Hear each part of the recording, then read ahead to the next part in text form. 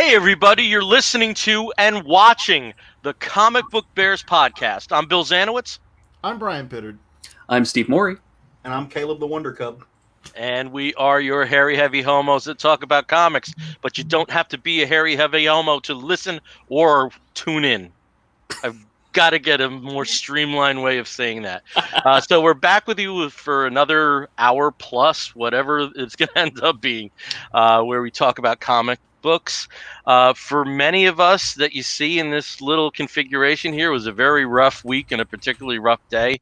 So that we have an outlet like this was something we were all very happy to keep in mind as we trudge through what was a pretty shitty day. So I also have to make an apology because the audio episodes are way behind from the streaming episodes. And if you're tuned into me as a friend, I did have a valid reason for that. I wrote a play. I haven't written a play in over 20 years. The last time I had work produced was off Broadway, I think was in 98 or 99, like around that time. So I had an idea, and it was an idea that I just had to keep churning and refining and distilling and getting onto the written page. And I was worried that the ideas would just split. So that did take a little bit of my priority over the last 3 weeks when I did have downtime, but I haven't had much downtime either. So hopefully at some point before the end of the year, I'll have a Zoom experience together with a couple of actors, much to the frustration of a lot of my friends that are around my age. The characters that are in the play are in their mid to late 20s. Which doesn't matter so much for reading, but no, there's no part for you. Meh. Well, good thing we're going to spend this entire time doing a full table read. So let's get started. We all have our copies.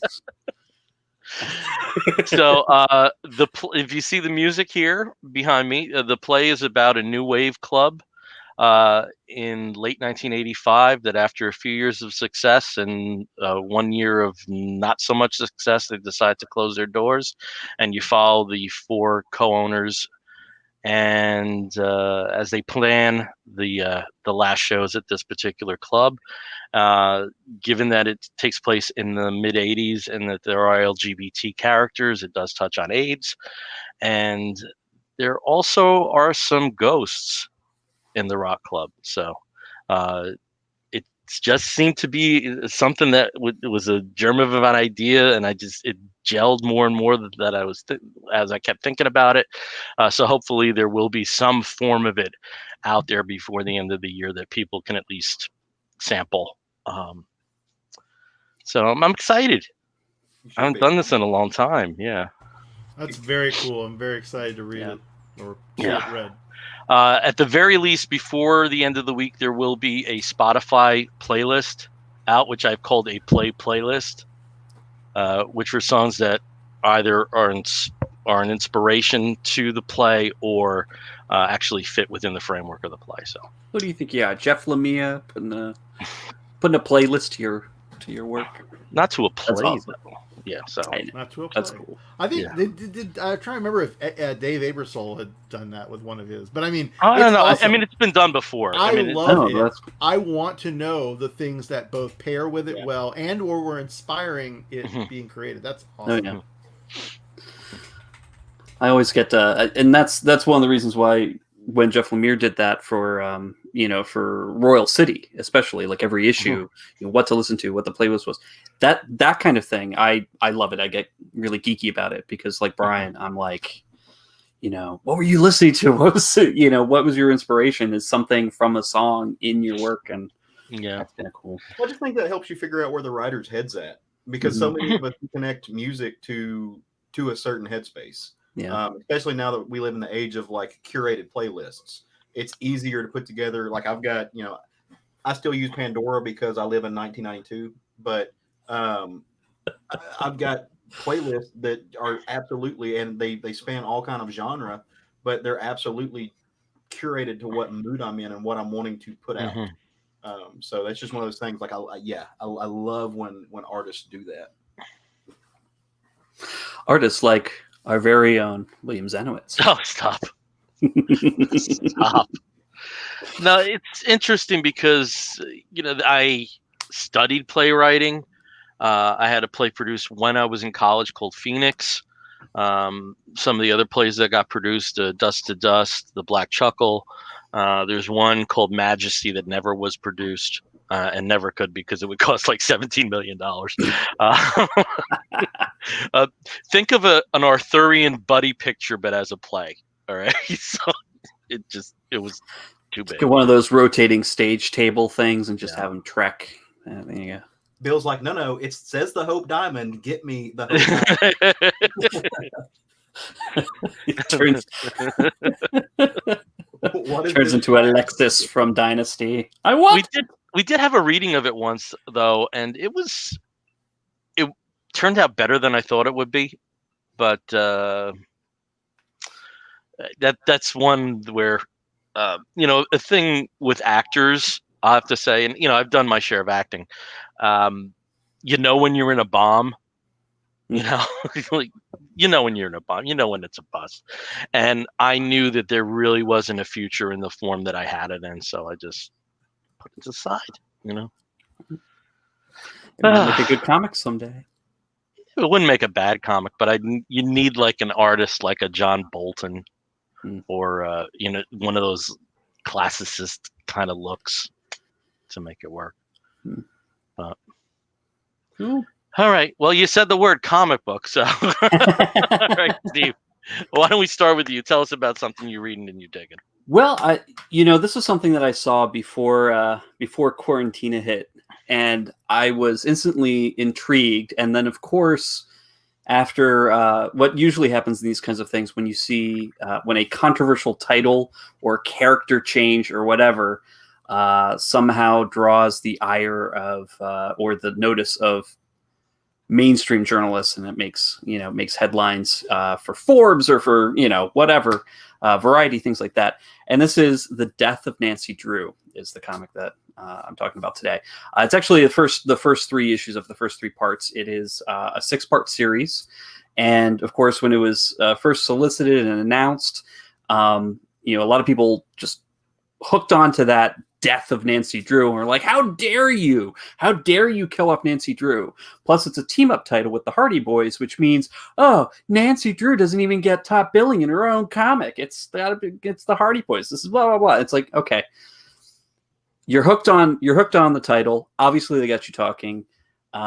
Maybe you should actually read the book rather than just kind of talking about it. So I did that. I was intrigued. And the first issue originally was solicited, I believe, in April. Obviously, was not released by Dynamite until about, I think, the early part of June. So as of now, there are 3 issues out, 3 parts.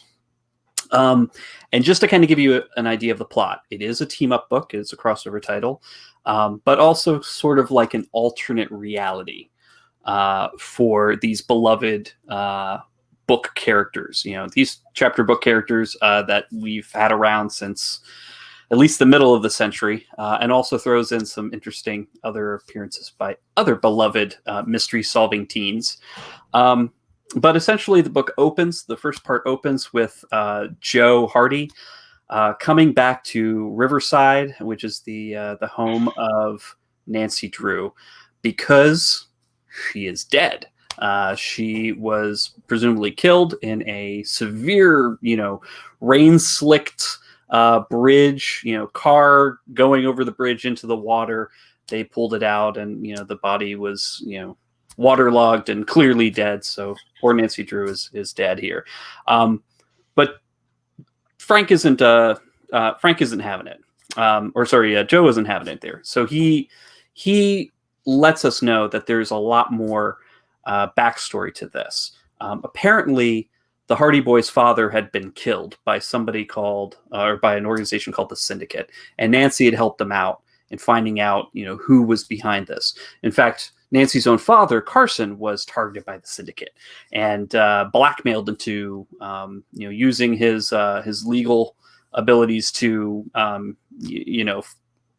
get people off, or represent people who, well, not that way, represent people who who were very shady characters, and unfortunately, he was also targeted for elimination because he got on the wrong side of the syndicate. But Nancy solved everything. In fact, she even found out who the syndicate was run by, and none other than Richard Bobbsey and his older twins. I think it was who are the older Bobbsey twins from that other book series that's been around since 1902. So there's a lot to unpack in this, but obviously the Hardy Boys know that there's something up here. At least Joe definitely knows that something's up. So he tries to investigate what's going on. He visits Nancy's father. He visits Mary Bobbsey, who supposedly had nothing to do with the syndicate, and tries to find out what's going on. Well, of course, leading into part 2, he discovers Nancy has faked her death, and this whole thing was to kind of take herself out because she knew she was being targeted, and solve the mystery: who is running the syndicate now, so she can completely core it out and get everybody who needs to be behind bars. She calls up and works with Joe Hardy, so they're all working together. Frank, of course, gets brought into this, and in doing so, they investigate and find out that there's something going on with the Bobbsey accountant, the barber, who supposedly is doing more than just cooking some books. And of course, when they confront him, he attacks them. He takes off part of Joe's ear. And also turns out that the barber may be targeting the new mayor of the town, Ned Nickerson, who is Nancy's ex-boyfriend, who's trying to get some new business from overseas to come and invest in the town. So there's a big fight. There's a whole bunch of craziness, and the barber's shot. But who shot him? And who had hired him to kill Ned Nickerson and also target Nancy? Was it Mary Bobbsey? Is it Nancy's own father, who apparently is in a relationship with Mary? It could be anybody in this thing, but of course it's probably going to be Mary. But it's exciting. It's fun. It's like reading a very adult version, or possibly a Riverdale version, a CW Riverdale version of Nancy Drew and Hardy Boys and the Bobbsey twins. I love it. It's exciting. It's fun to read.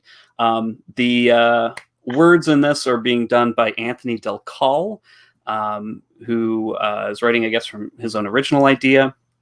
And then also the artist done by Joe Eisma, who, I love Joe Eisma. I'm very partial to him.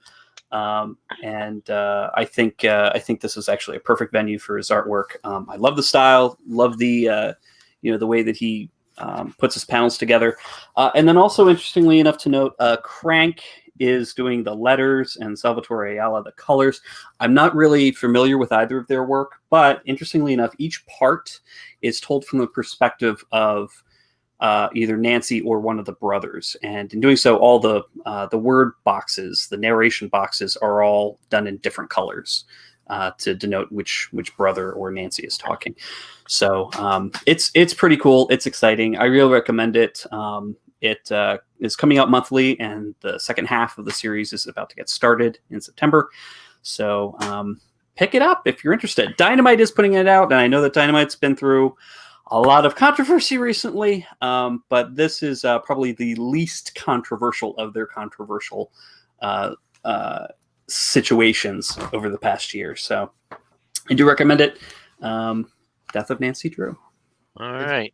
When you were given that description, all I was hearing was Riverdale. Yeah, very Riverdale. All I was hearing was Riverdale. Very Riverdale, except without the schmoopiness and shirtlessness. Well, and not any of that. It's funny that you were talking about Joe Eisma. Not funny, but there's something about this type of material that I think attracts Joe, because he did the covers for like Jughead the Hunger. He's done a lot of the Archie-esque, not the main line, but he's done a lot of work for for the Archie stuff. I think the interiors were done by Veronica and Andy Fish, but Yeah. He's done a lot of cover work for that. So there's something about this that type of mid-America subject matter that I think draws him in. Yeah, and I think also the age group, he seems to do pretty well with that particular thematic age group, sort of a older teen, early 20s, young adult sort of style.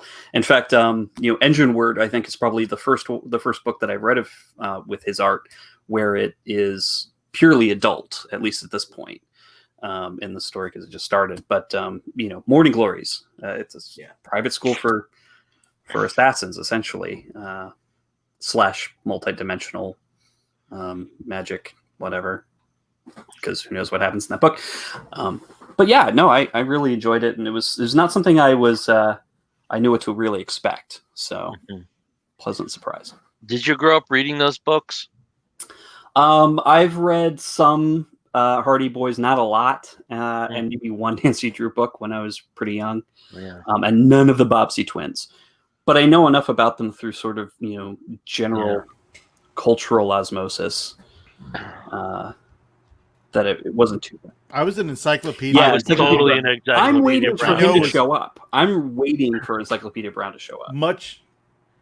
Well, but isn't that much later than the other stuff they're referencing? I feel like it's like that. I mean, the Bobbsey Twins there were original version. books for the Bobbsey Twins that were published between 1902 and like the late 70s. And Nancy Drew and the Hardy Boys, have been published since the, through the 50s, 60s, 70s. I mean, there's still new books that come out in the series every, so often. So, and with, of course, the new TV series on the CW that premiered last year, Nancy Drew's kind of come back into sort of general. It looks like Encyclopedia Brown was 63. It was much later. So I mean, it's like a little later, but that I feel like that's why he, even though it's huge for a lot of us, it wasn't associated with that same. Yeah, but there was. I mean, if you had cable in the 80s, there was that Encyclopedia Brown TV series. It all collapses. Yeah. Oh yeah. No, I was saying the same thing. I did to check, and I saw there was 63, and plus it was like a little bit of a different sensibility. It seemed, from what I maybe read 5 Hardy Boys books at most, but it seemed that they were like very quaint. They were like actual murders that happened in those books. Where Encyclopedia Brown it seemed it was below felony. A lot of the things that happened, but I also found Encyclopedia Brown far more relatable. Well, yeah, maybe because of the age too, because he was much younger. Yeah, and usually those books were collections of sort of short cases. They were very quick reads. An entire book about that, and of course Nancy Drew and the Hardy Boys. It was always Nancy Drew and the mystery of the exploding library, or the Hardy Boys and the pirate that just wouldn't die. It was they were almost like Scooby Doo, but more serious. With actual death as opposed to with actual death. And with actual death, and no dogs, dogs. Okay, before we transition, I realized that we did not do a T-shirt roll call. Oh. So let's start with you, Steve. What do you got on? Well, speaking of Scooby-Doo, it is, and I think I may have worn this before, like months ago, but it's the Peanuts gang as Scooby-Doo and the gang. Zoinks and Jinkies. Love it. Okay. Brian, how about you? Barnacorn. And you, Caleb? I got some Wanda. I love it. Scarlet Witch. Well, I wore a free comic book day shirt last week. I decided I'm going to keep doing it. So this is the Jim Lee one. Oh, nice. 2012. Nice. Yeah. So there you go. All right, Brian, let's throw it over to you. What's a book that you're reading that you're digging? Oh, okay. I feel like this is going to eventually evolve into like the shirtless edition if we keep going.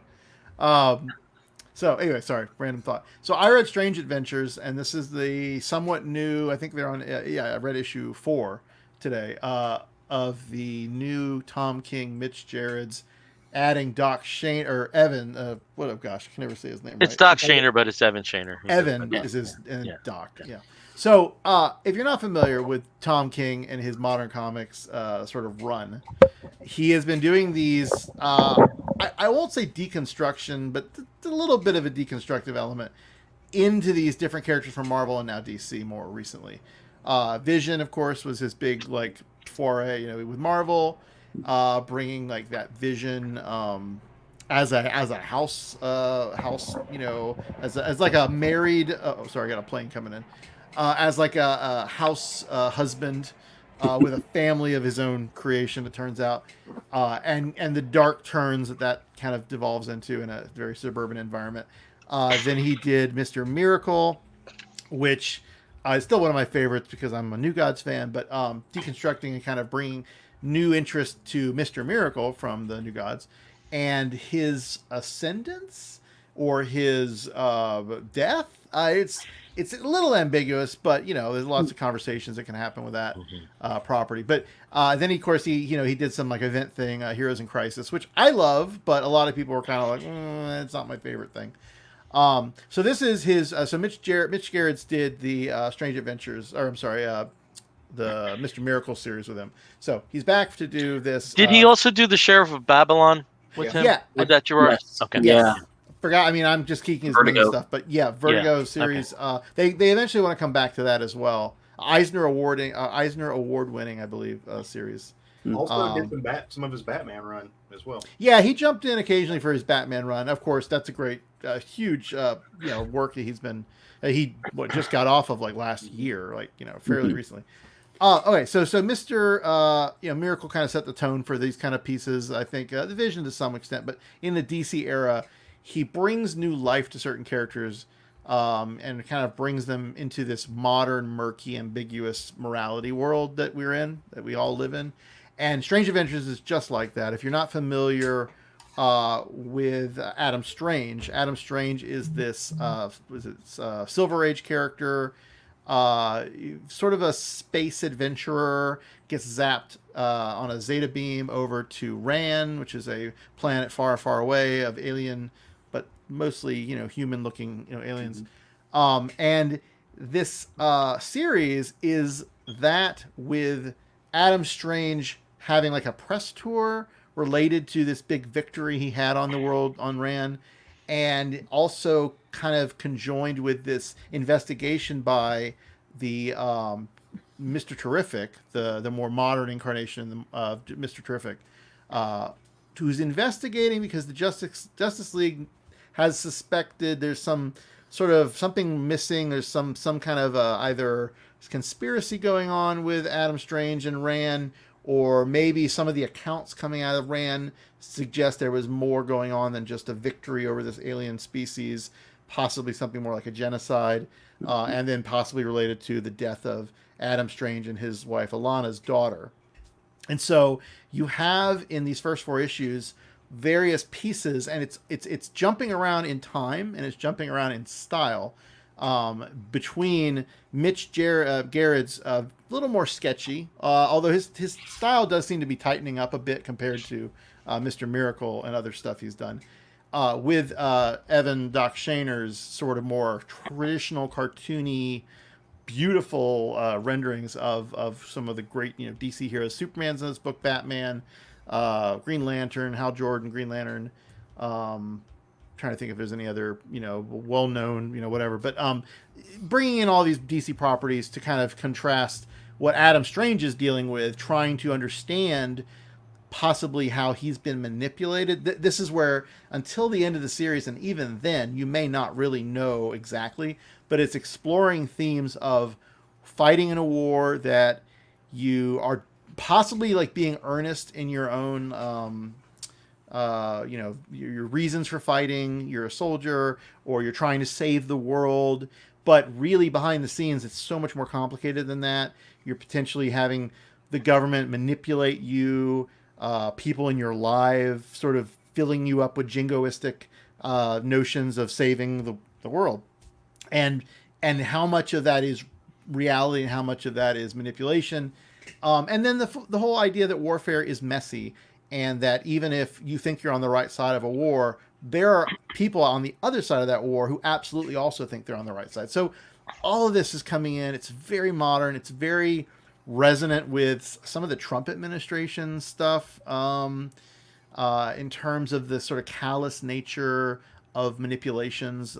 There's this whole scene and I think it's this issue. It may have been the last one where Alana is in this like ceremony of this warring people, and it's to save her. It's like Adam Strange versus this alien warlord, Clint, which I kept reading as Clint, and like the manipulations going on with this ritual, how both sides seem like they're doing it for the right reasons, but there's this like it's part of this tradition, and oh no, this is the way we want to do it, and like the monologues that this alien warrior gives, and how he really sees this as a succession of ideas and of generations that he is like the latest edition of, and how he's protecting his people by doing this. Like, it plays with a lot, and the art is brilliant. The two people, Mitch Gerrits and Shaner, like, they are just top tier artists doing some of their best work here. Is anybody else reading this? Yes. Yeah. Yeah, you eventually will, Bill. Eventually. But I mean, so Steve, what do you think about all this? Oh, I think it's such a really interesting concept, and I think having Tom King working with both artists gives you that delineation between what is Adam Strange's perception versus what is the grittier, more likely, possibly more realistic version of the events and interpretation of the events. Because basically everything that's happening now is Jared's, and it's very much tied to Adam's perspective. But then, of course, Mr. Terrific comes in, and throughout that, Adam's sort of remembering things, and he's retelling, sort of information of his idea of events, and it's hard to say. It's hard to say what, or if it even matters, who's right or what the real story is, because the either cost way, is the same. The cost is the same. Adam's still. He's the one who's paid the price. Well, he and his wife have paid the price. Their daughter is dead. Thousands upon thousands of people are dead, in this war. The damage, the psychological and emotional damage has been done. So I pulled up a page from this. This is Doc Shaner, again, just highlighting the stylistic differences. Very clean lines, beautiful. Like, I mean, that Hal is just so perfect. I love it. And then you go, and that's sort of more Shaner. You go here, and sorry, I'm pulling it up on Comixology, and of course it's buffering. But the Mitch Gerrits style, as we'll get to here in a second, is just a lot. So there's your Mitch Gerrit, and the other thing it's exploring is sort of the pop culture sort of phenomenon of war and warriors. And so not only do you get these talking head moments, which Tom King is a very big fan of, like Alan Moore and Talking Heads, Batman. Oh my God, my brain's not working. For 300, who did? Frank Miller. Frank Miller, thank you. The Talking Heads, like little reactions, and even though that's like pretty much older, that is still a huge thing in our culture, and dealing with politics and warfare is a big thing. But what I love about this one is there's two great panels in this that I love. The first one up here, there's a woman dressed up as Adam Strange in his outfit, but sexified, and it's a pop song that is being sung about him and his deeds, and it's funny because Mr. Terrific down here is like he's on Rand, and he's investigating, he's trying to figure out what's going on, and that's a whole great example of government's obfuscation of reality, and the whole victors write the history. His reaction is like it's a great song, but it's horrible that it exists. And then there's another panel in here I'll find here where Mr. Terrific, and this is totally gratuitous. Oh, there's another Shaner Superman. I mean, if you don't think that that's like just like perfect and amazing, like I don't know what you're thinking. But the there we go. So shirtless Mr. Miracle here, or Mr. Miracle, sorry, shirtless Mr. Terrific here I mean, I've not ever been a Mr. Terrific, like, it's like he's interesting. He's like the smartest guy in the room. He's got the little floaty spheres. He's all about fair play, which is a thing back to the previous Mr. Terrific. But he's pretty hot in this. Like Mitch Gerrits should be commended for his sexy Michael. What's Michael's last name? Oh, Mr. Terrific is. Oh, Jesus. Why can't I think No, of it? not Michael Knight. No. Oh, why can't I think? It's on the tip of my tongue. It's because I just said that. But like obviously, like look at this, like gorgeous, like ridiculously gorgeous man. And was it in the New 52? Didn't they make him gay? I feel like no, okay, no, Michael Holt. Michael Holt.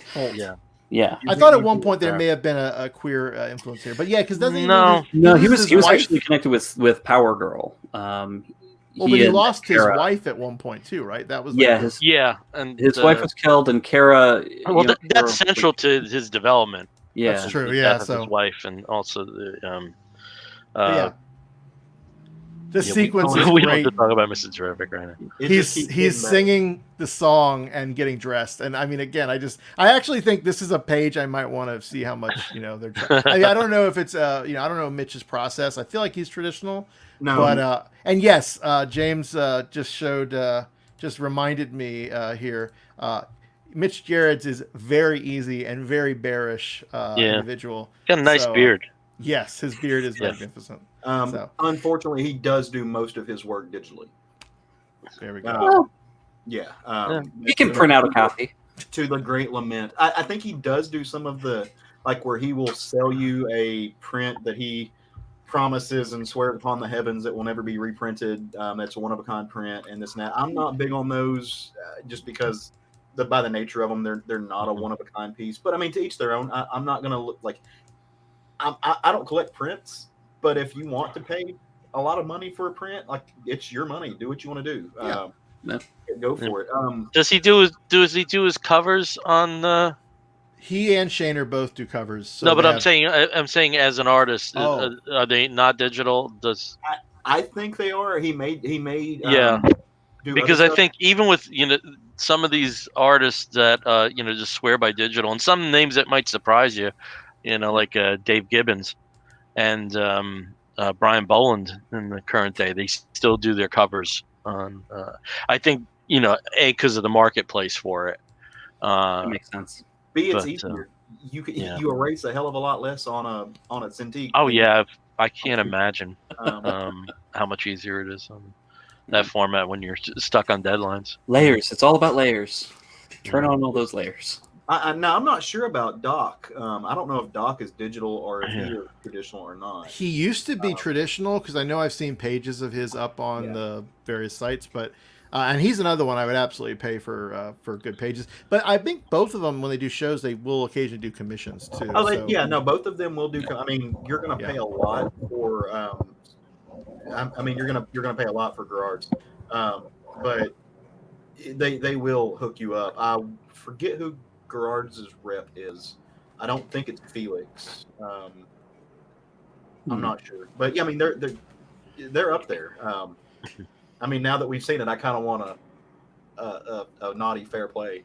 Naughty fair play. So I'm trying to find it here. Gerrits. Oh, here it is. Gerrits actually for the Love Is Love special edition. He did a little Batman, sketch here in the side. So I do have at least one original. That's awesome. Gerrits thing.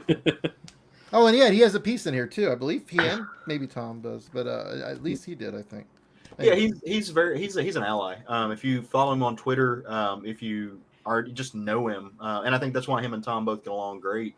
They are very much. I think they both have a military background. I know Tom. Yeah. Military-esque. He was in the CIA, but I want to say Mitch does as well. I thought he was an Army brat. He might. That might be what it is. I didn't think it was service. I thought it was. But I may be wrong. I don't know. When he does like stuff on screen, a lot of times he'll wear one of the hats with the flag, which doesn't necessarily denote, but it's kind of grunt gear. But they are both of that world, but they are both fairly liberal minded folks, and so that's one of the reasons they get along so well. They bonded over that, and they're just decent dudes all around. All right. Well, you mentioned James, so for people who are watching, hi James, hi Jack. Hello. Glad to see you tuning in. We can transition over to Caleb then if there's nothing else in regards to Strange Adventures. So, Caleb, tell us about something you're reading that you're digging.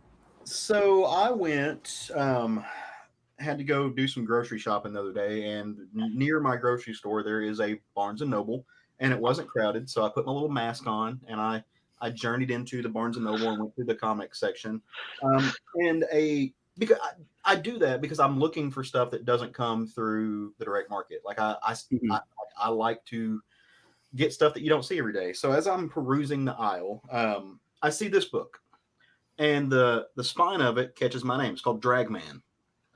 Other way. That's how words work. And so it catches my eye, and I'm like, Dragman.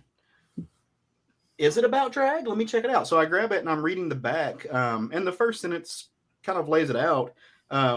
August Crimp, who is the main character, he has a secret life. He likes to put on women's clothing. So I kind of quit reading at that.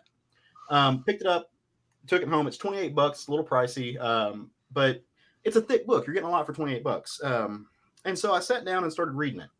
And it's by Stephen Appleby. And if you're familiar with British media, British newspapers, that name is probably rings a bell for you.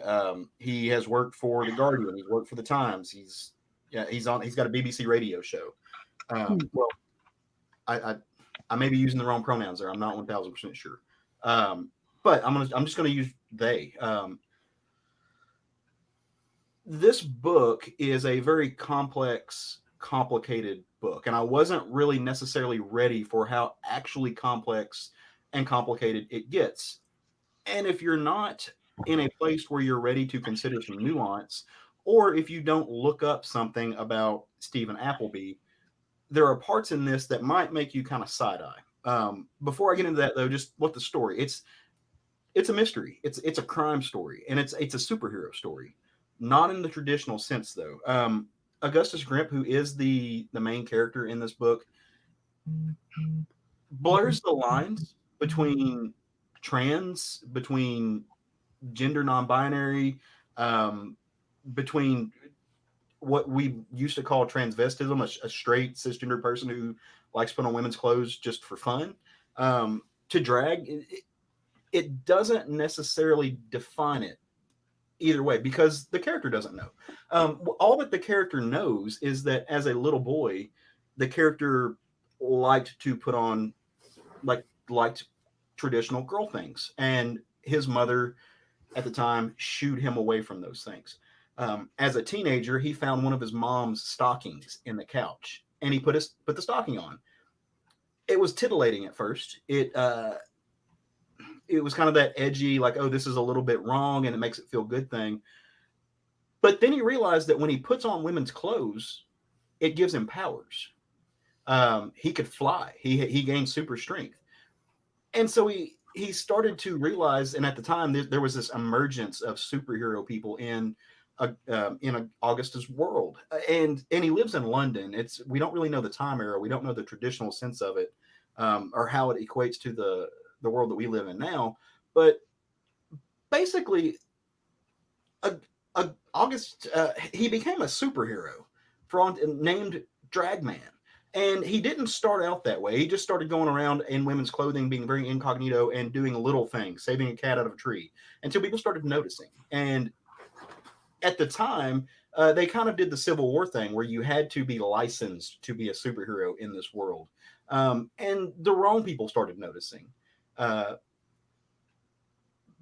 this was happening, he makes this friend, and her name was Dog Girl.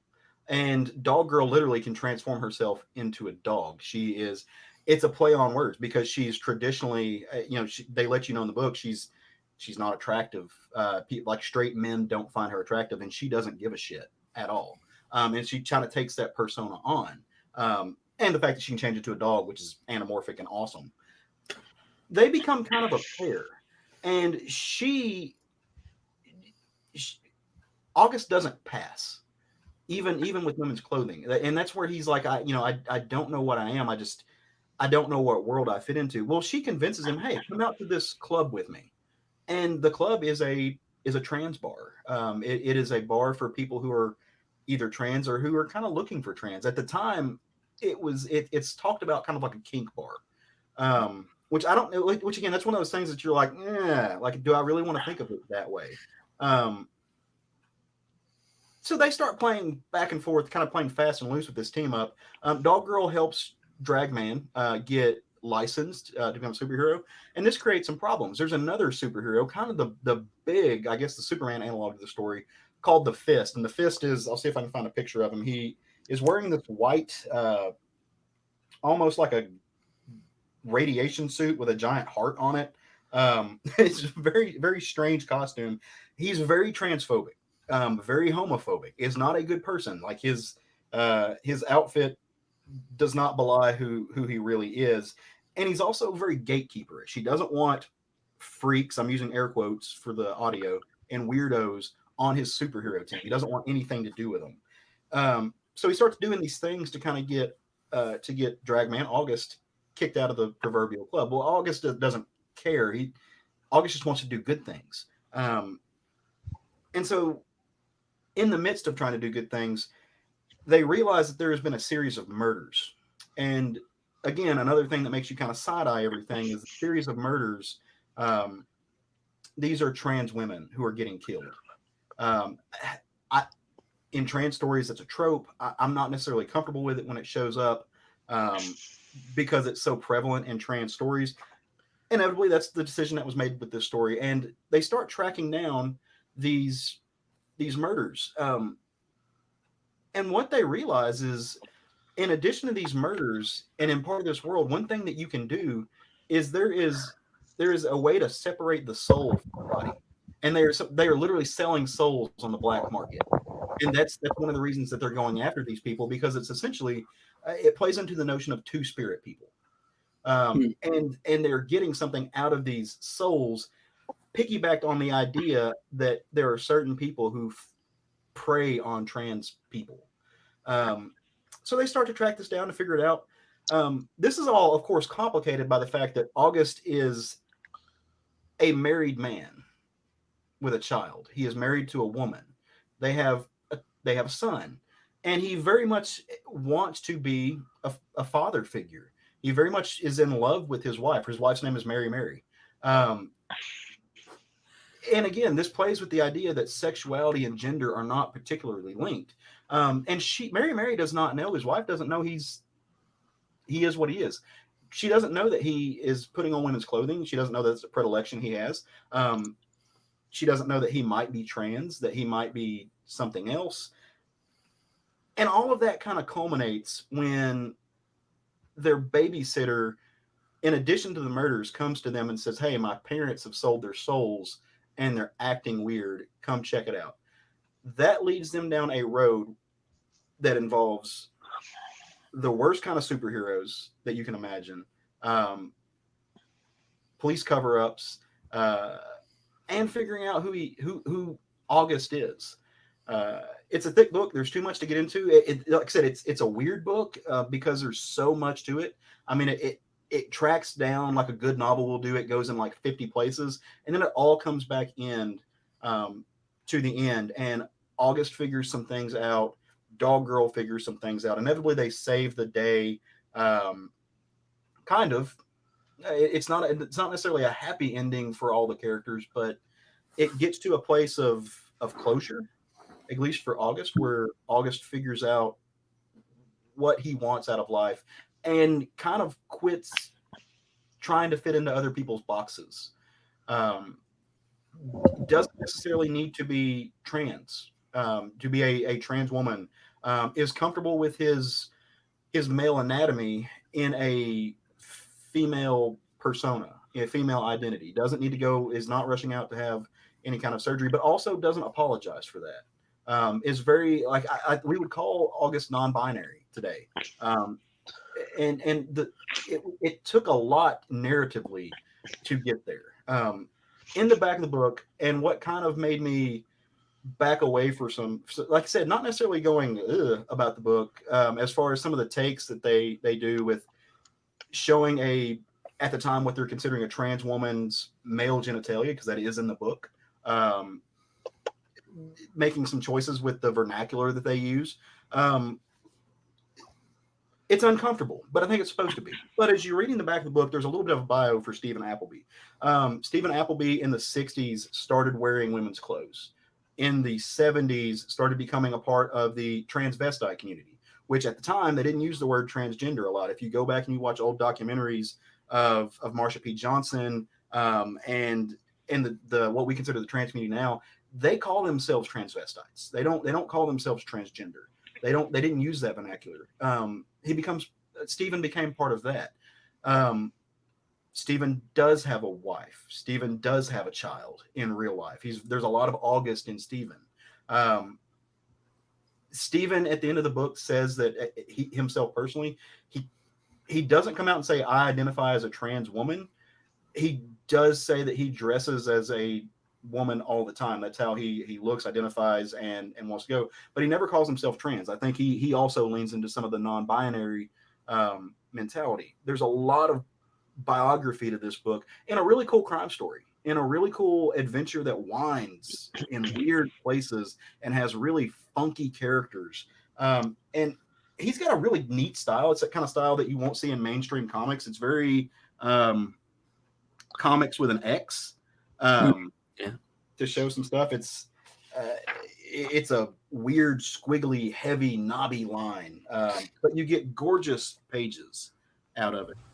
That's very British. I feel like that style is very British kids comic-y. And I was reading about him. They do a lot of other comics. Yeah, just reading this was like his first long form project, basically ever. Yeah. It does a lot of like political cartooning, from what I understand. I thought it was a really it's I don't want to use the word unique, because that book is like, that word is overplayed, and inevitably when somebody uses the word unique, they mean it's like other things. It's like other things, all that other stuff. But it is a very niche book, and it's a very honest book. And for somebody like look, I'm a cis dude, like straight up. I don't know what it's like. I have no idea what it's like to be trans. I respect people who go through that journey. That's a weight that, I think people who have to go through that journey have a lot of strength. But I also, I've got friends who are non-binary, and it frustrates them because it feels like for those folks that they have to choose between being trans or being cis. And even people who who consider themselves of a modern age, they forget that there's a lot of fluidity to gender. And they try to put non-binary people in a box. Oh, well, you were born a man, but you wear woman's clothes. You must be a trans woman. No, sometimes I'm more masculine. Sometimes I'm more feminine. And that's kind of the way August comes to look at it. And you get that lesson. You get that nuance told through somebody who's also trying to figure out if they're a superhero or a family person, and how their family fits into their queerness, and how their relationships with other people. I mean, August does have sex with a man at one point, and it's not necessarily his thing. So he doesn't know where he fits, or where they fit in on the queer spectrum, on the gay spectrum, or, if they are trans and they have a wife, does that make them a lesbian? But they're not quite trans. So is he something else? Genuinely, I just use the word queer, but yeah, it's a very, I can't say that I straight up I'm not going to tell people, oh my God, I love this book. Academically, I'm kind of fascinated by it. Like somebody could very easily write a gender studies dissertation about the work in here. And so much of it is based off of the life that somebody who's grown into the modern era and understanding of trans identity from the 60s, from before we started using the word trans, and actual trans people were just calling themselves transvestites. They have seen a lot of growth culturally, and some of that is spoken about in here, and some of that is not dealt with delicately, but I don't necessarily know that it needs to be. If it's their experience, they don't have to deal with it. If it's authentic to their experience, I also agree. we get very caught up in the terminology that we currently use, but going back even 10, 15 years, the language to describe things was maybe less precise and certainly less what we would consider appropriate now, but like people were trying to figure it out. Like Eddie Izzard, the whole time you're explaining this, I'm thinking Eddie Izzard, Eddie Izzard, Eddie Izzard. Eddie Izzard is someone who used to identify himself or themselves as a transsexual, transvestite actually, but executive transvestite. If you're familiar with his comedy from 15 years ago, that was the thing. But very recently, and even like a few years back, started to embrace the transgender, non-binary. I mean, really, that's when genderqueer and non-binary came about because it's so messy for a lot of people. Yeah. And so I love that they, and I mean, messy or fluid? who? Oh, both. I said, is it messy or I is think it it's a fluid? little bit of or yeah, I guess both, it could be because both, some yeah. people, that fluidity can become messy in a not pejorative, but messy in a it's hard to contain, and so fluidity is probably the more positive word for that. And for like Caleb, you're saying, like for a cisgender, gay man, it's a harder concept to wrap your head around, but you don't have to scratch the surface. I just on Facebook the other day, one of my comics friends, formerly Dean, now Mayday Trip, came out as non-binary, and like it's because the terminology is now kind of coalescing, and that there are these terms that people can use to explore that. It's allowing people to go, actually I'm non-binary, or because I actually have had these experiments, and or I like being this more feminine, I like being this more masculine, and regardless of the sexuality, that's like its whole other thing. Like this is to them critical to their identity. Well, that's what we always hear for the coming out story, especially if you have a bad experience. Like I didn't have a good coming out experience. I heard you're just confused, and it took me over a decade to get to this point. But what you finally realize is, no, I'm not confused. I was never confused. The constraints that society puts on us that tells us we have to be a certain way makes us confusing. Like we're not confused. The world and the experience is just confusing because other people can't wrap their heads around the fact that we don't fit into their box. Exactly. I think that's the most important. Like that's it. Side note: I found the fist. Oh, he also flies around in a love puck. So it's some parts of this, and that's the neat thing about this book, and that's the neat thing about what Stephen Appleby does with it. Some parts are very tongue in cheek, very tongue in cheek, off the cuff, and then other parts are very cerebral. There's a lot of depth to it. It goes to some incredibly well thought, almost gender and queer theory involved in it, and he can pull it back and forth so quickly that you're just like, well, how did you just go from that to a fart joke, literally, and it doesn't feel like a hiccup. So yeah, like if you want something that's more serious, something that's not necessarily going to be a quote unquote fun read, but something that if academics is fun to you, or if the exploration of identity is fun, you're going to love this book. Like it's just really, really cool. And now I'm kind of fascinated by Stephen Appleby's life, and I want to know so much more about them. I actually tweeted at him earlier, and this is like I tweeted, and because I went and found Stephen on Twitter, and I was hoping that their pronouns were listed, and they weren't. So again, if by some magic of the internet, like somebody searches a name and they're like, "Oh, you used the wrong pronouns," I'm not actually sure what pronoun Stephen goes by, and so I don't mean to be disrespectful at all to what they want to do. But if you can find this book, it's good shit. And the publisher is Macmillan? Metropolitan Books. Okay. Is what's on my copy. Now I don't know. That may be an American version of Macmillan, maybe, who published it in the UK originally. But no, it is on. You can access information from the Macmillan website here. Okay. So it looks like Metropolitan Books is a sub imprint of Henry Holt and Company, which in turn is a subprint of Macmillan. So major publisher behind it, however you look at it. Amanda was asking. Dragman is the name of the book. So, and Cool. congratulations to Amanda. Her and a really good friend of mine named Eric just got married. Oh, congratulations. Wonderful, wonderful people.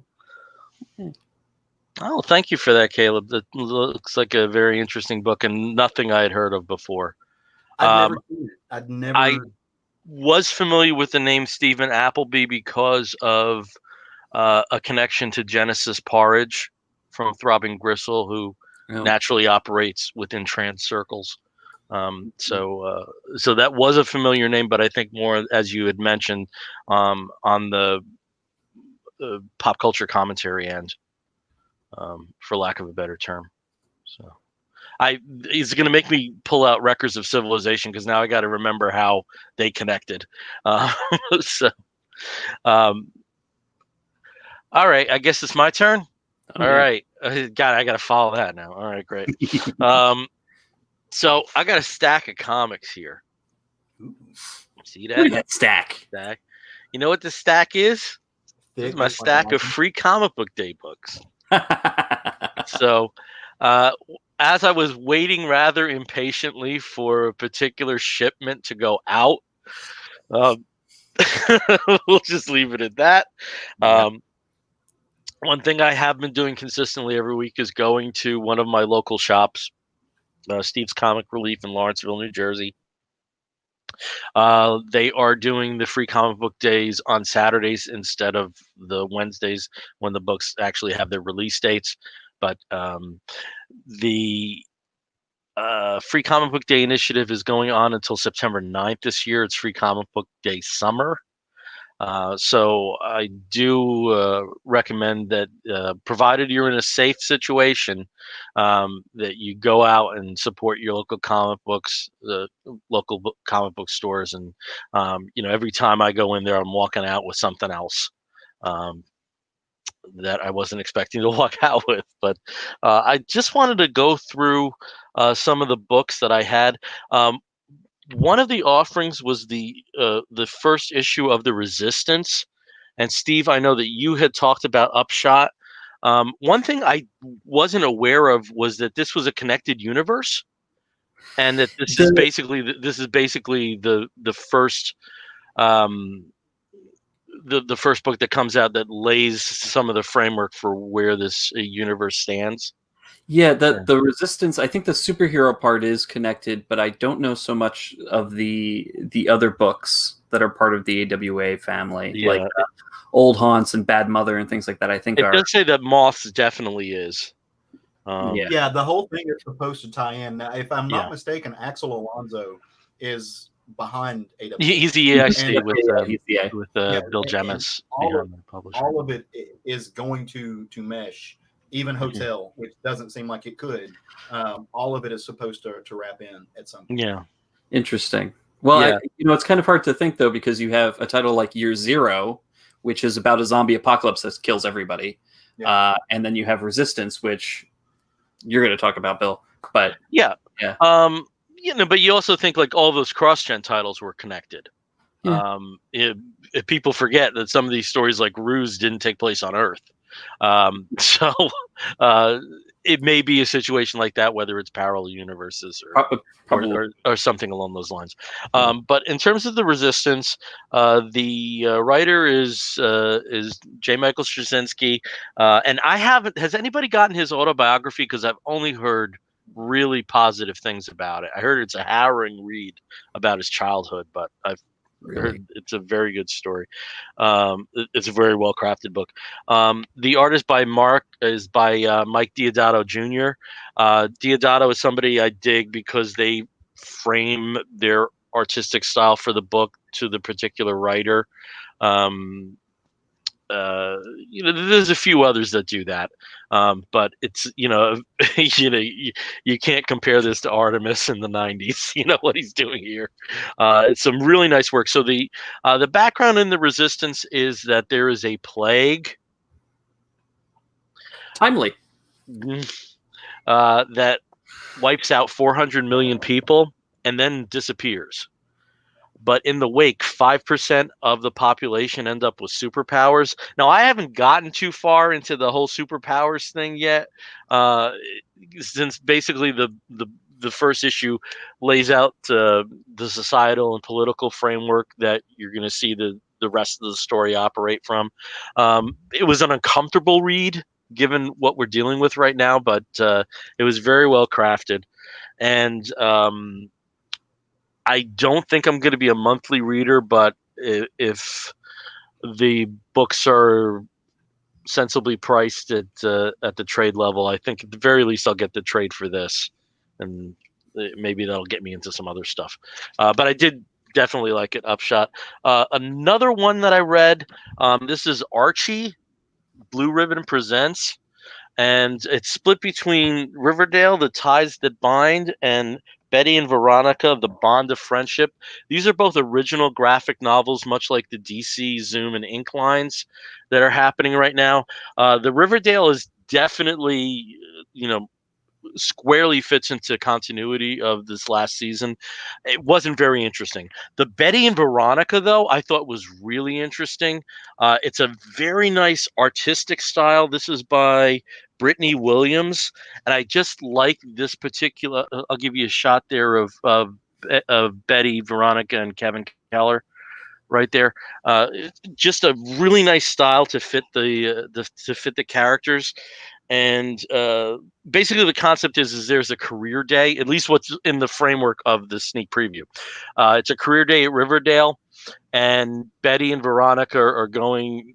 Naturally, they have much different perceptions of where they want to go in their careers, but there is a senator who talks, and Veronica basically is transformed after hearing her story. So it's something where I might pick this up. So it was very well done. The Riverdale is boring. I don't care, but I did like the Betty Veronica. Also, the Dark Horse. I think Dark Horse has 2 titles that are coming out, but this is one. This is Critical Role Vox Machina Origins. I was lost. If anybody can tell me what the hell Critical Role is, it would be greatly appreciated. But the backup is Neil Gaiman's Norse mythology, and this was long delayed. But the solicits finally came up for later September. The artist is P. Craig Russell, and let me just give you some shots there of some of his stuff. I remember that there was some comment that in the pages of the letter columns of Tempest that Phil Jimenez was the first openly gay. It was basically the first coming out in a mainstream comic. I seem to remember P. Craig Russell being open about his sexuality far earlier than that. So I don't know if anyone has the framework for that. It may have been like a Fantagraphics interview or something, but Russell has a very distinct style that definitely fits the Norse mythology. I mean, he's probably the only artist that's done operatic adaptations for comic books. I don't think any other creator has touched that. But look at this take on Odin. It's it's something very different from you would see from the most traditional mainstream comics. It's done in a style where there's no word balloons. It's almost like full narration, and for something like Norse mythology, that really works. So I pre-ordered the first few issues, and I'm excited about that. So another one where at least one of the 2 is worthwhile. And Bill, just real quick, you were asking what Critical Role is. So Critical Role is an online web series. There are these like kind of famous voice actors that all get together and play D&D online. Okay. And they've got they're kind of a big cult following. I was lost. I had no idea what was going on. It's like it's my circle's version of MST3K, I think, because there's a shit ton of Critical Role stuff. It's very in depth and involved, and if you're not familiar with it, then so it's basically MST3K for RPGs. Pretty much, yeah. I don't know that it's quite as extensive, but same ballpark. satirical commentary on different quests and things like that, basically by the players themselves. Well, and just lots of voice actors getting drunk and rolling dice. Oh, there you go. Okay. Well, and Bill, about P. Craig Russell. I mean, didn't he's worked with Gaiman before? I think he did the Ramadan. Oh yeah, he did the art for Ramadan. We talked about last week. Yeah, yeah. So he's one of the highlights of the Sandman run. So having him work again with Gaiman for Norse mythology, which was his last really big prose release a few years back. That's pretty cool. That's really nice that they got to work together again. And there's a great story about Russell with a Doctor Strange annual from 1976. And I believe this is Mark Andreyko's first comic book work. I may be wrong on that, but I think it is. There was an annual written by Marv Wolfman, and it was very rushed. There was very much a rush to get this annual out.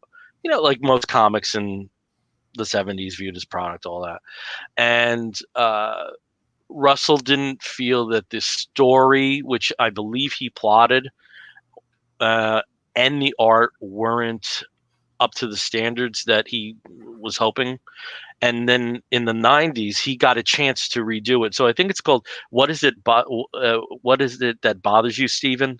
And not many people get a second chance at a work like that. So that's something where I've always meant to seek that out. I have the original annual, but I don't have the remix in the 90s. And I do believe the scripter in that version is Mark Andreyko, and I do believe if that's not his first comic book work, it might be. Oh yeah, there you go.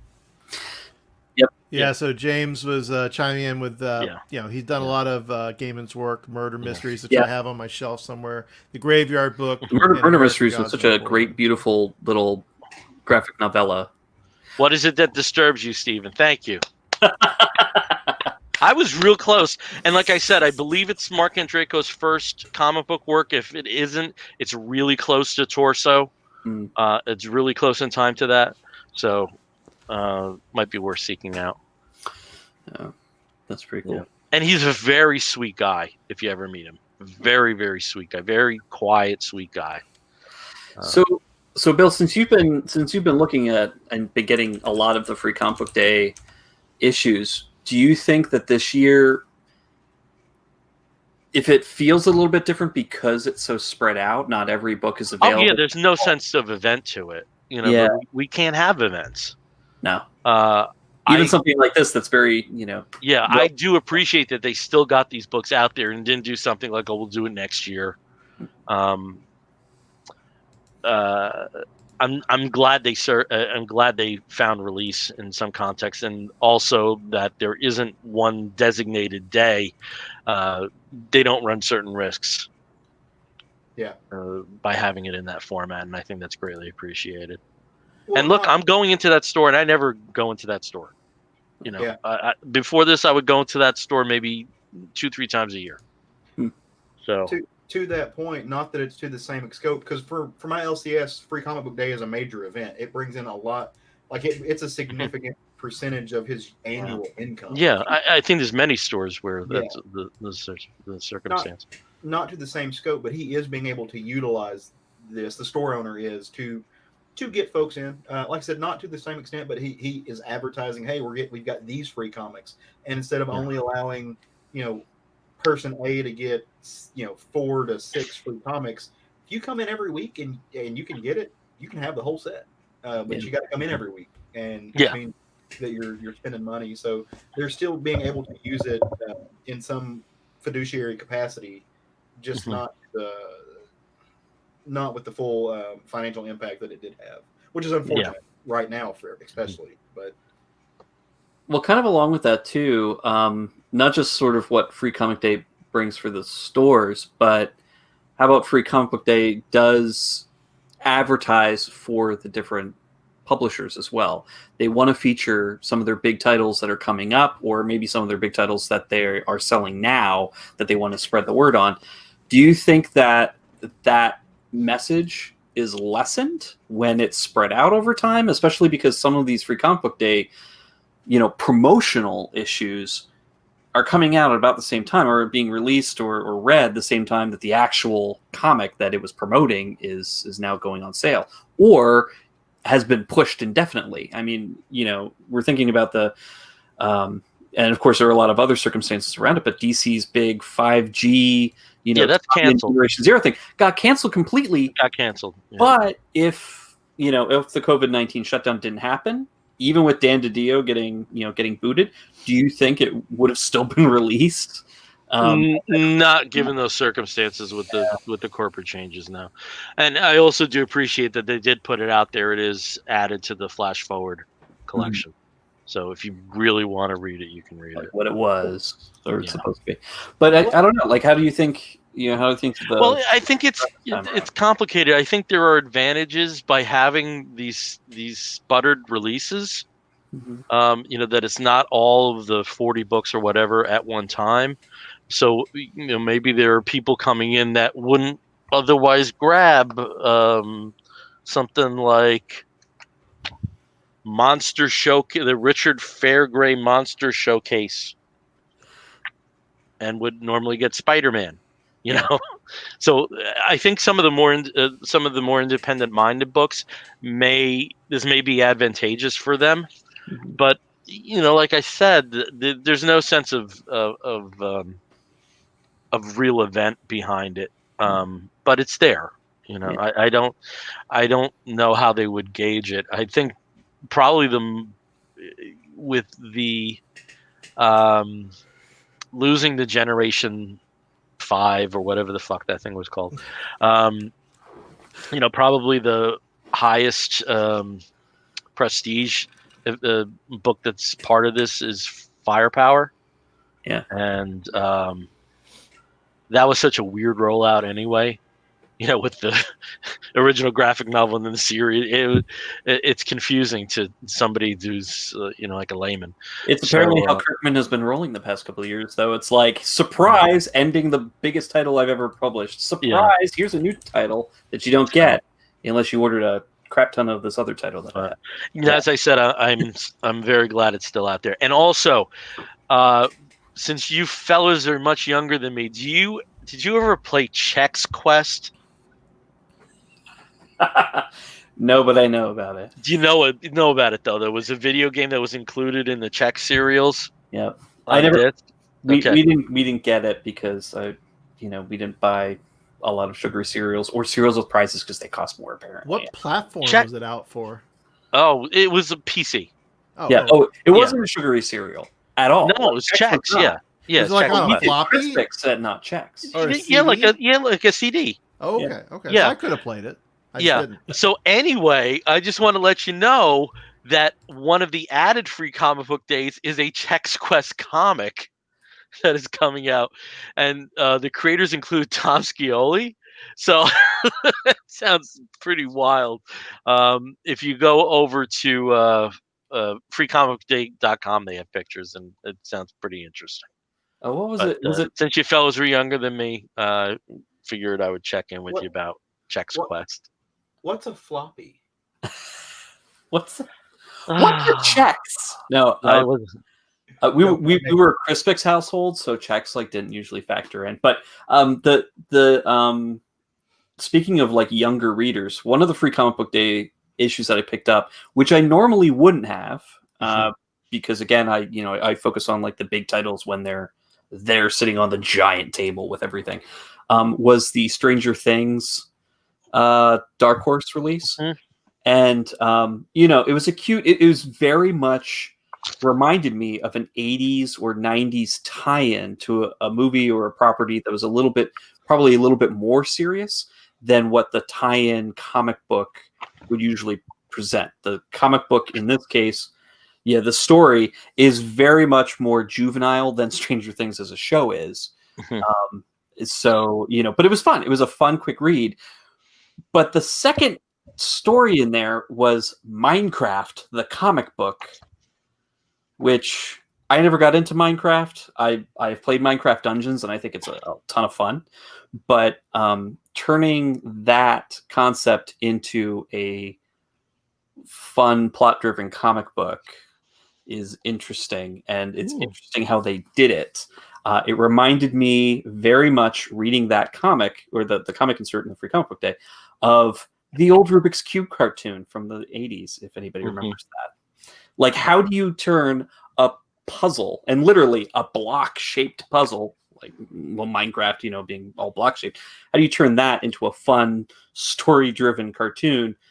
They can do it, and it seemed fun. It was a fun, cute little comic issue that I was not expecting to pleasantly enjoy. I won't be following the series or anything, but I thought it was kind of a cute little like, how do you do that? I can't say that the Stranger Things comics by and large have been pretty good. Yeah. I haven't read this last one, but you know, for exploitation tie-ins, they're not bad. That's good. Yeah. Yay for exploitation. Yeah. Things How good. often do you get to say that word? You know? All right. Well, I guess we should start wrapping up. And yeah, go ahead, Mr. Hey. Caleb. Before we get to the Wolves of the Week, can I just have a second? Yes, because I was going to get to it after them, but please, you have the floor. And I don't want to end on a low note. So for those of you who follow my adventures in the real world, you know I'm a law student.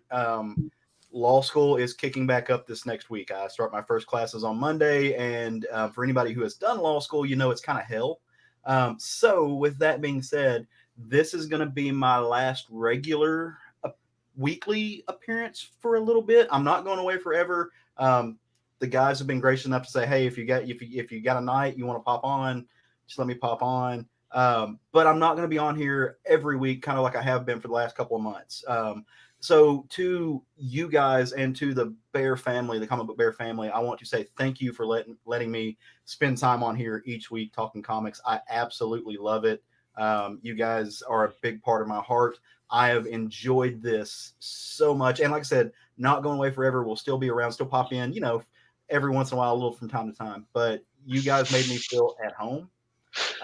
You guys made me feel amazing. And we talk all the time anyway, so you know, that's not the thing. But I love you dearly, and I can't wait to get back in here with you guys. So. Oh, well, again, we hope it's sooner rather than later. There may be a night where you're just, screw it. I'm coming on. You know, again, you know, please let people know that, you know, you still will be going full, you know, moving straight forward with SFG every week. That's not changing, correct, Caleb? No, for sure. Yep. We record on Sundays, so it's kind of a spot. Oh, thanks, James. It's kind of a spot that I can not break up my school schedule a little bit. So listen, if you like this and you're interested in things I have to say, you can also come listen to Southern Fried Geekery. So not that I don't pitch that too much on the show. But. Yeah, and all I can say, Caleb, is, you know, coming from somebody that, you know, when I went to law school, I was holding down a full-time day job and going at night, you know, 4-year track. You know, I definitely can appreciate how much of a time suck. It's your life. It's your life while you're in it. And, you know, don't forget the comics. That's the main thing. Oh, I don't watch TV. So where other people will like to blow off and watch TV, they would relax. I just read comics. So that's all I wanted to say. I think I'm getting proposed to in the chat thing. I'm not 1,000% sure. But I don't know what that's about either. But already taken though. I love to be loved, so that's all good. But hey, again, I love it too. Paul McCartney syndrome. Yeah. Thank you guys. Seriously, and I'll be back on soon. And you sent a reminder to us today, and then for some reason, like after that came in, I could not stop singing "See You in September." You know, I could not, or lose you to a summer love. So so you had a very strange influence on me today on that too.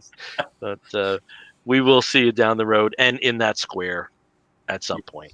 But I hopefully am speaking for Steve and Brian to say that these past few months have been a pleasure. Having you here as a soundboard and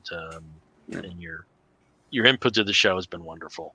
Yeah. And you not being a regular part of the show, there is comfort knowing that isn't a hard stop. So Yeah. So the seat's always open for you in the cave or whatever the fuck.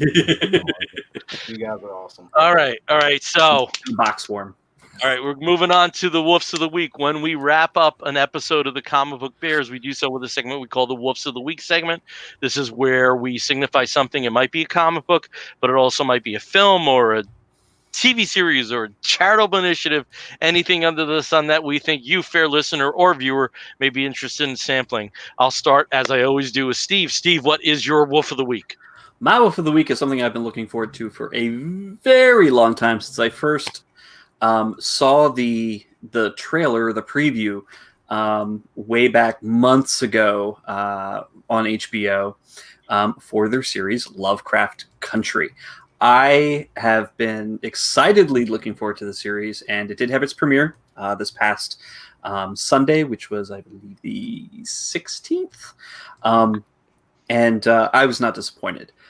In fact, if you're looking for Cthulhu, Cthulhu gets thrown out in the first 30 seconds of this movie. It's a beautiful sequence that's a surrealist, Korean War thrown together with War of the Worlds, with giant Cthulhu, and Jackie Robinson shows up. Actually slays Cthulhu very interestingly with a baseball bat, which is very cool. The whole thing, amazing. John Carter of Mars gets thrown in there, very early on.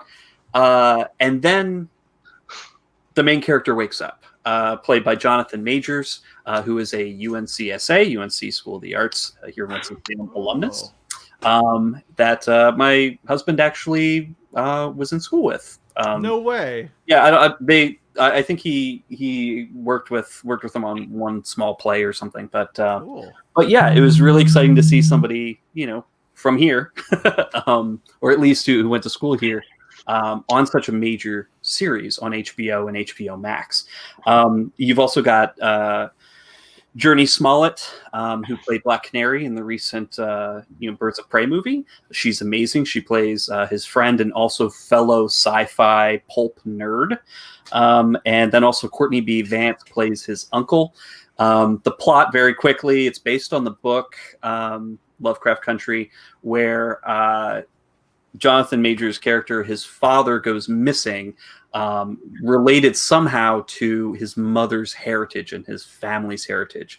So you don't really know too much about that, but he decides to accompany his uncle, who is a compiler or author of a green book-like travel guide for African Americans in the 50s. And of course, Letitia, his friend, played by Journey Smollett, comes along to help with the driving and also to break up the thing as they head east into Massachusetts, which is also known as Lovecraft Country, trying to find the father.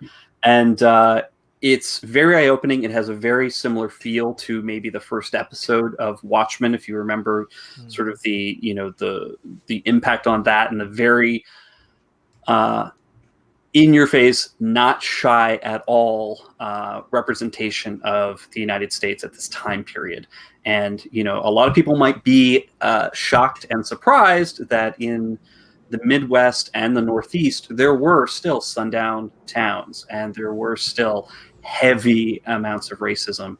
You don't have to have stars and bars flag flying. You don't have to have, a deep South accent, to represent something that they, that you might expect. You might not expect this. And Caleb, that was not a notch in your accent. But if you do have a deep South accent, that also doesn't mean that you're that way. Exactly. Do not take that. But the tropes that you normally see on TV is like, this would be something that you would see in like Tennessee. And I'm getting the wrap up from Billy. But anyway, but I have to say, it is amazing. It's wonderful, and of course, hits you back with the horror and the Lovecraftian nature in the last quarter of the episode. It is great. It's wonderful. It's a wild ride. But I totally recommend it. So I'm moving on. Great. And that is HBO, not HBO Max, correct? It is on HBO, but if you have HBO Max, of Max, course, you can get it, but it is being released episodically. yes. Okay, great. Moving on to Brian. Brian, what is your wolf of the week? I also enjoyed Lovecraft Country, by the way. Very good show. Good recommendation. Another show, you may not be keeping up with the late night shows. They're in kind of a weird phase where they don't have audiences, so they're doing these like as shot at home or as shot in a studio office. But so there's all. It's very interesting the way they're doing these shows right now. But one of the shows that is transitioning back, I think, to a studio, maybe office setting from a home setting is Late Night with Seth Meyers. And I will say that I have not always been a Seth Meyers fan. I think some of his writing at SNL, I just didn't like it at the time. And even when he was the host of the, what's the news show in SNL? Weekend Update. I didn't always gel. I just, for whatever reason, it didn't work for me then. But let me just tell you, his closer looks, which are all up on YouTube, and of course, NBC, I'm sure, has it somewhere too. Of course, they are hilarious. They are topical. They always are like a little bit of a deep dive through issues going on in politics, mostly with Trump right now and COVID. But what's delightful is he's incorporated these ridiculous segments and sort of ongoing character bits. There's like the sea captain. There is this wooden duck that sounds like Ira Glass. There is a drug addicted not duck, fish. Now there's a mermaid, a smoking kind of gravelly voiced mermaid. Like he's accumulated these weird characters because I guess they're like found objects at his mother-in-law or his in-law's house that he's been staying at. And just overall, like this whole summer this whole COVID period that he's been in this mode, between him and Stephen Colbert, the humor has been spectacular, very homespun, very kind of family made, featuring their families because they're living there, with these ridiculous bits. Highly recommend if you just want a little bit of like a 10-minute segment. It'll frustrate you, it'll piss you off, but it'll also make you laugh really hard. So Seth Meyers, Late Night, check him out. Yeah, there's some very funny stories about Colbert's sons who were doing the shooting of his segments. They had to become CBS employees, and really, and they were actually far more versed about the benefits than he was. There's a very funny article out there about that. Oh, it was really cute. Yeah. All right, over to Caleb. Caleb, what is your wolf of the week? So my wolf of the week has been hanging out over my shoulder all night, and that is this awesome, made to make your bookshelf look awesome, giant book called Flapper Queens, and this is it's a collection of comic strips done by women cartoonists of the Jazz Age, and it is put together by the amazing Trina Robbins. Huge fan of Trina, and that's awesome. Everything that Trina does, but it's a collection. Like we talk about it all the time that women have always been a huge part of the comics industry. Always, like they don't necessarily haven't gotten the attention and the spotlight shine on them. And this collects some of the amazing work that women cartoonists were doing in the 20s. And up through it's just the 1920s. I think so. Because I haven't had a chance to read this yet. I literally just got it in today. But it says just the back of it says in the 1920s, the figure of the flapper with her bobbed hair and angular elbows and knees seemed to exist in a perpetual euphoric state of the Charleston. Eisner Award-winning historian Trina Robbins curates this collection of comic strips by the Flapper Queens, women cartoonists who graced magazines and newspapers with images of the thoroughly modern Millie enjoying her newfound feminist freedom. It includes strips by Neil Brinkley, Eleanor Shore, Edith Stevens. It's mostly through the 20s and 30s is what it says. So I think it does get out of the 20s a little bit, but still, I mean, it's amazing. And so for somebody who, I think me and Bill talk about this all the time. A lot of folks just want to read the comics that come out today. I love history. I love comics history. Everything from like the inception of sequential art, I geek out over. So when I saw this, I had to have it. Like I said, number one, you can see from my bookshelf back there, I love shelf porn. So if a book looks good, I'm all about it. But this thing is freaking huge, and it's cool. So I'm happy to have it in my collection now. Okay, cool. I'm just noticing. Yeah, I'm one of those weird people whose eye color changes, and it's with this different light system. Man, my my eyes are blue. Baby Like blue. Jesus. Yeah, Blue within blue. yeah. All right. Confirming on it. What's going on?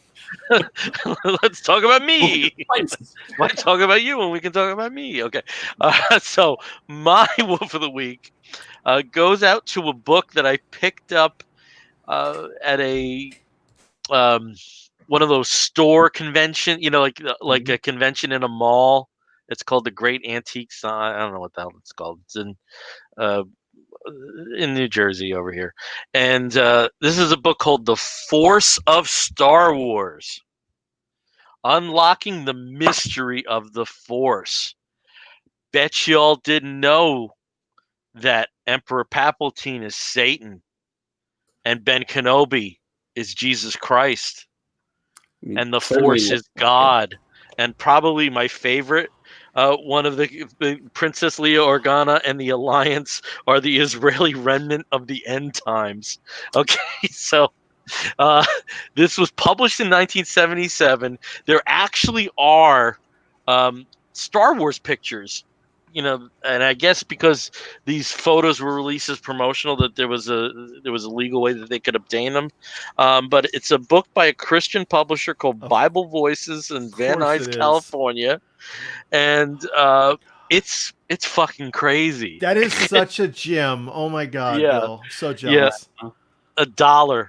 I got this for $1. Worth every penny. With a copyright 1977. I can safely say I've never read a book like this. Oh my gosh. I'm about halfway through it, and there are parts that I think were just like cut and paste. But when this is a very quick exploitive book, 77. The turnaround time with Star Wars hitting, and I wouldn't be surprised if they just maybe they did one for Planet of the Apes and they just changed the names or something. But it's wild. It's this guy's theories about oh my god. The writer is Frank Allnutt. Allnutt? Allnutt, Allnutt. His other books include a biography of Henry Kissinger and a book called Antichrist After the Omen. So I'm so glad I picked this up. I've got to find it's a wild. copy of that for Craig. I was going to say, is Chris Cummins aware of this book? Yes, and he loves it. Oh my gosh, too. Bill. So I just found a website. It's frankallnutt.com. So I think this is his website. He has a first edition copy, never distributed. He is selling it for $500. I paid $1. Is it signed? Oh my gosh, this guy is still alive and publishing. Frankly speaking, he's got articles he's written. Most recent article, UFOs, friends or foe? Oh. Like gold. I just put his link up in the chat. I see what he did there. He does wood burning art. He sells old sewing machines. This man, he is a renaissance. He is a renaissance man. Holy God. These are fantastic. Okay, so here we're gonna discover the many joys of following Frank Allnutt. Great. Yeah. Does he have a gram?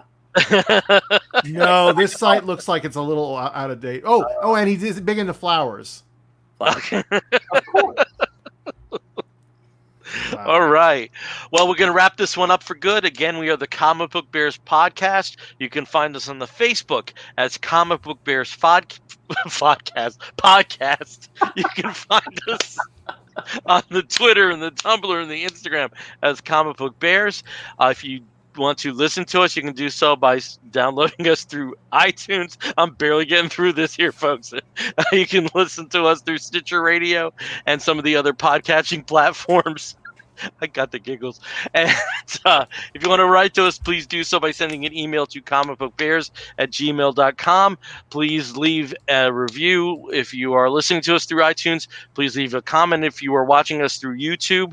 Understand this is our first broadcast through Twitch, right, Woohoo! Yes, Brian? Twitch, Comic And Book Bears also, on Twitch. thank you to everybody that joined us for the Facebook Live stream of this. We do appreciate those numbers. We do appreciate that input. Thank you so much. Until next time, I'm Bill Zanowitz. I'm Brian Pittard. I'm Steve Morey. And I'm Caleb Alexander McKenzie. You're going to hear a woof and an explosion. We'll be back real soon. Pretty much next week. Take care, everyone. Bye. Whoa, boom.